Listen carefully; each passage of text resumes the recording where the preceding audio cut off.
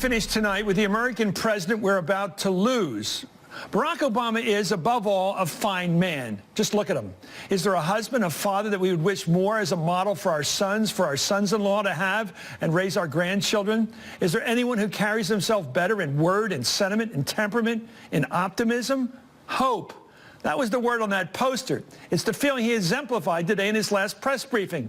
He talked about being proud of raising patriotic daughters, about people being more good than bad, that at his core, he thinks we can be okay. That the only thing that's the end of the world, he said, is the end of the world. Well, this president said all this knowing full well who won this election, who's going to sit next to him in that car right up to Capitol Hill on Friday, who's going to take his place at noon.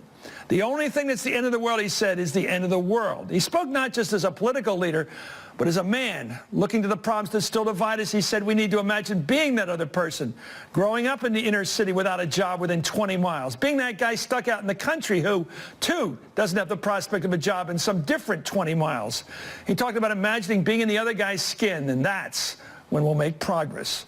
But he's not leaving us before saying that we have made progress. He came to office when we were divided by an unpopular war, crushed by a great recession with unemployment heading to 10%. He's leaving us having cut that rate in half and tripled, by the way, the stock market. And by the way, a lesson hopefully learned of no more wars like Iraq.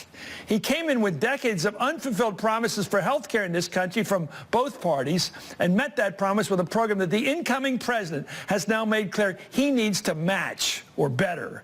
He came into a country where marriage equality was well over the horizon and brought the LGBT community into the sunlight of recognition, freedom, even because of his own fine goodwill, admiration.